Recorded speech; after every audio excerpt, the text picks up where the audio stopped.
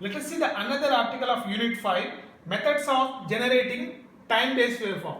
Let us see these methods one by one. So number 1, exponential charging. Exponential charging. Let us see what is this method. In this method, a series combination of resistor and capacitor is taken, and to this combination we give a power supply of plus V volts. So let us connect a switch across the capacitor and we take the output voltage across the capacitor V0 of t. So let us see what is the output waveform of V0 of t. So this is V0 of t versus t. So what is the nature of capacitor? When the capacitor is connected to a power supply voltage V, the capacitor starts charging exponentially towards the power supply voltage. So that is the nature of capacitor. Once the capacitor is connected to a power supply voltage, the capacitor starts charging exponentially to the supply voltage. Let us draw the supply voltage. So what will happen? The capacitor starts charging exponentially towards the supply voltage V. Supply voltage V. So that means if the capacitor is charged, let us say if the capacitor is charged to a very small voltage, let us say the capacitor is charged to a very small voltage, when compared with the supply voltage, we can see that the waveform across the capacitor looks like a ramp. So this is the method employed in exponential charging. So what we will do that the capacitor is charged to a very small voltage.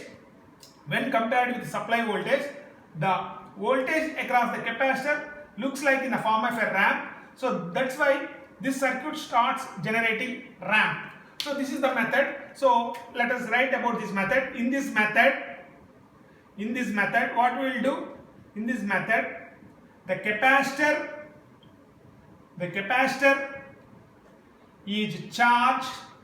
The capacitor is charged to a voltage. The capacitor is charged to a voltage which is small when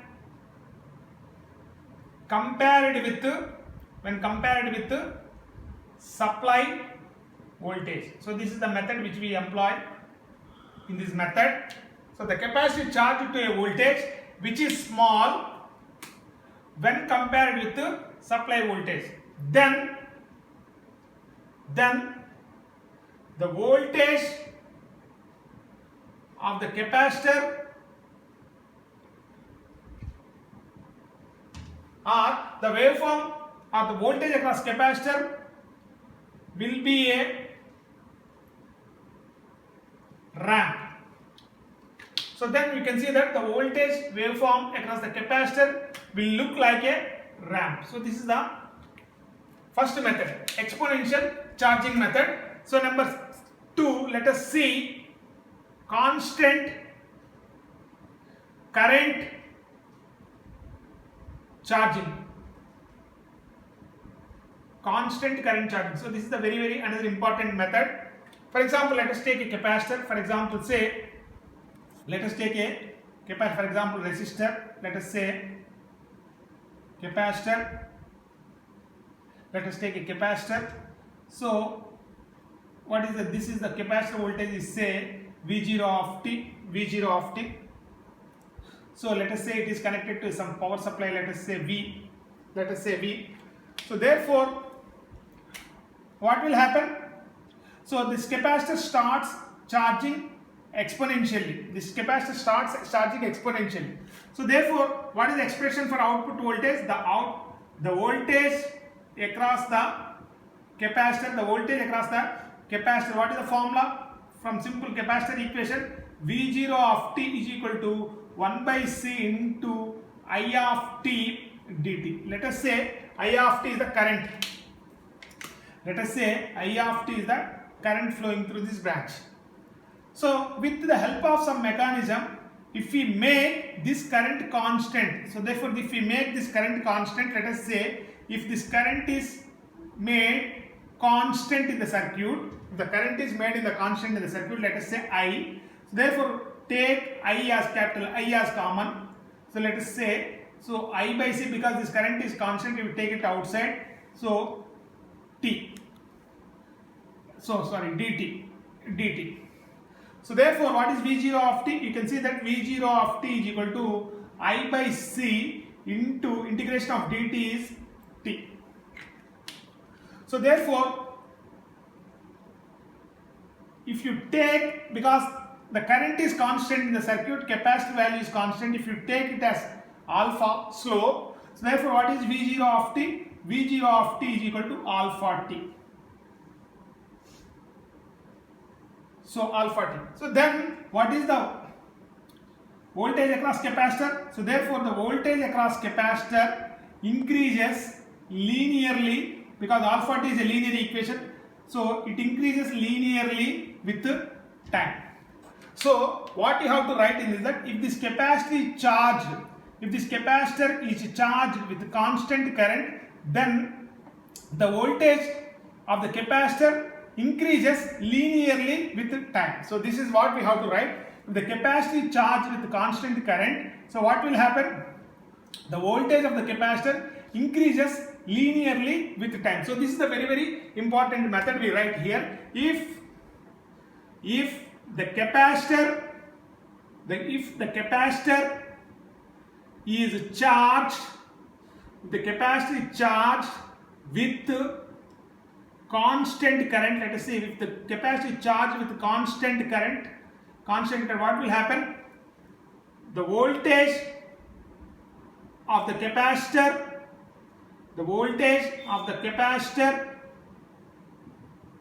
increases, linearly with time. So this is the another very important method to obtain ramp voltage. So this is the second method, constant current charging.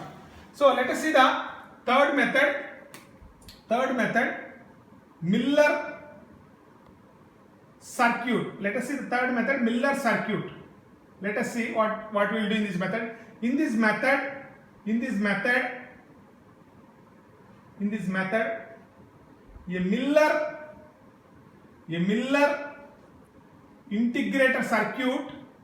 a Miller integrator circuit is used to convert a step voltage into ramp voltage. So what this method? In this method, what they do? They use an integrator circuit which is called as Miller integrator circuit. This circuit is used to convert a step voltage into ramp voltage. In this way, you can generate the ramp voltage.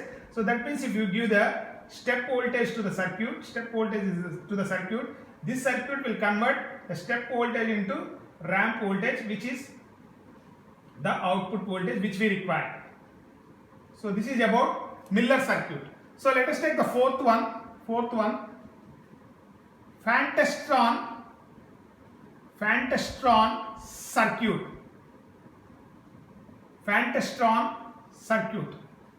So this is a version of Miller circuit.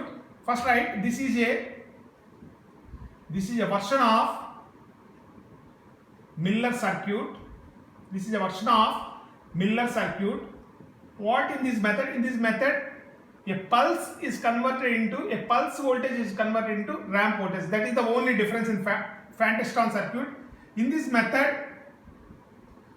method, a pulse voltage is converted into ramp voltage. So this is about your Fantastron circuit. So what is in Fantastron circuit will do it converts a pulse voltage into a ramp voltage. So that is the difference between Miller circuit and Fan-Teston circuit. Let us discuss the next circuit, bootstrap sweep circuit. Bootstrap sweep circuit. So this is a very another important article of this unit. So this method again employs constant current charging of capacitor.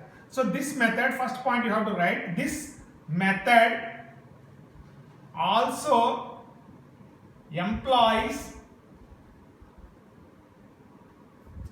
charging the capacitor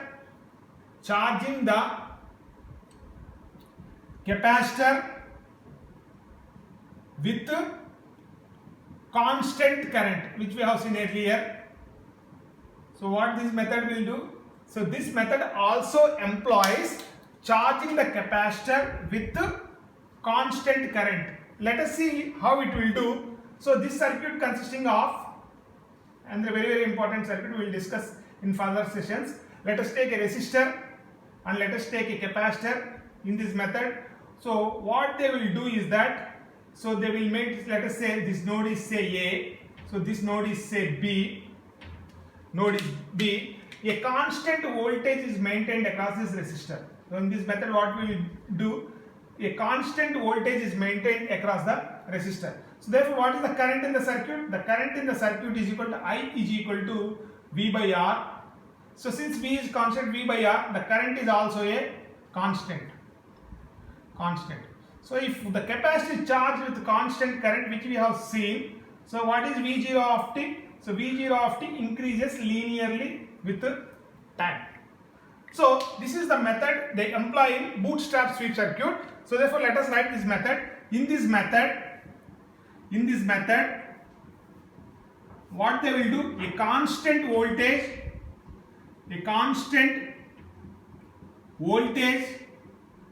is maintained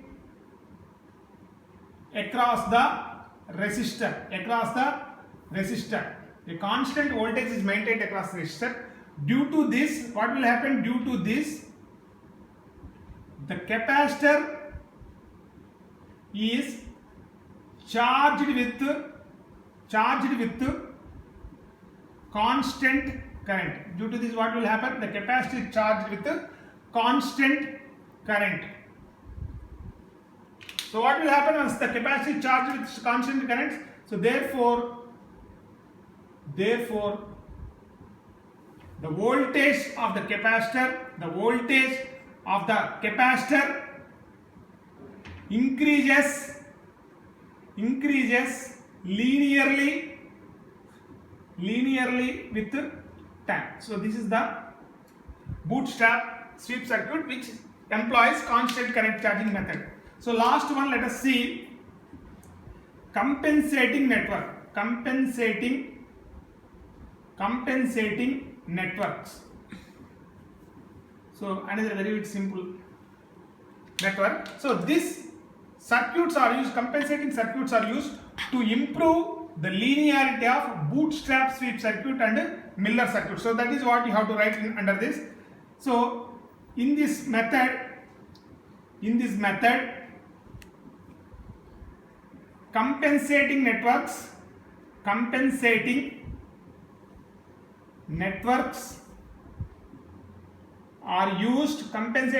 are used to improve the linearity of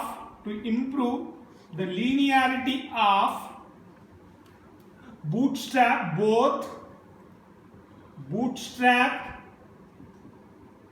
and Miller sweep circuits. So what in this method compensating networks are used. Why these networks are used? These networks are used to improve the linearity of both bootstrap sweep circuit and Miller sweep circuits. So these are the different methods of generating a time-based waveform. Thank you.